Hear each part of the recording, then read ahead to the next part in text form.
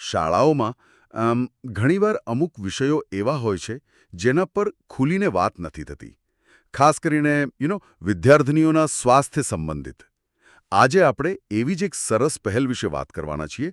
PM Shri અમર થોળ પ્રાથમિક શાળામાં જે કાર્યક્રમ થયો એના વિશે.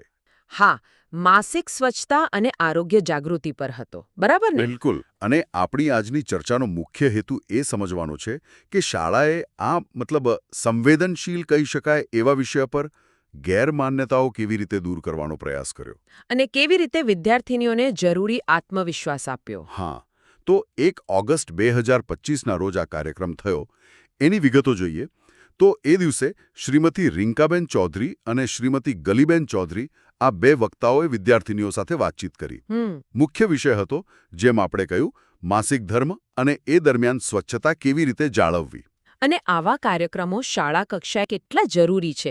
ખરેખર તો માસિક ધર્મ જેવી એકદમ કુદરતી શારીરિક પ્રક્રિયા છે, પણ એની આસપાસ એટલી બધી ખોટી માન્યતાઓ અને સંકોચ હોય છે આપણા સમાજમાં. સાચી વાત છે. શાળાઓ આ ચૂપકીદી તોડવા માટેનું એક સુરક્ષિત સ્થાન બની શકે છે. બરાબર. અને મને જાણવા મળ્યું કે વક્તાઓએ જે ભાષા વાપરી એ ખૂબ જ સરળ હતી, સહેજ રીતે વાત કરી. એમણે ભારપૂર્વક કહ્યું કે આ કોઈ ડરવા જેવી કે શરમાવા જેવી વાત જ નથી. એકદમ નેચરલ પ્રોસેસ છે. અને સૌથી અગત્યનું, વ્યક્તિગત સ્વચ્છતા, હાઇજીન, એના પર ખૂબ ભાર મુકાયો. ચોક્કસ. સાથે સાથે પેલી મેન્સ્ટ્રુઅલ હેલ્થ કીટ આવે છે ને, એના વિશે પણ માહિતી આપી.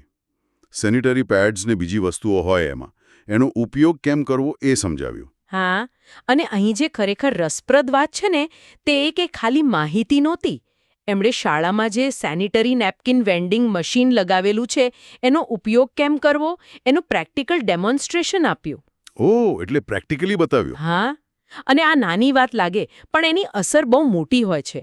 જ્યારે છોકરીઓ જાતે મશીન વાપરતા શીખે એટલે ખાલી જાણકારી નથી મળતી, પણ પેલો જે સંકોચ હોય ને કે આ કેવી રીતે વાપરવું, ક્યાંથી મેળવવું, એ દૂર થાય છે. સમજાયું. એટલે આત્મવિશ્વાસ વધે. બિલકુલ.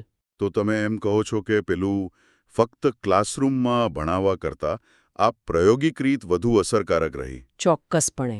કારણ કે કાર્યક્રમ પછીના પ્રતિભાવો એવા છે કે વિદ્યાર્થીનીઓ માટે આ ખૂબ ઉપયોગી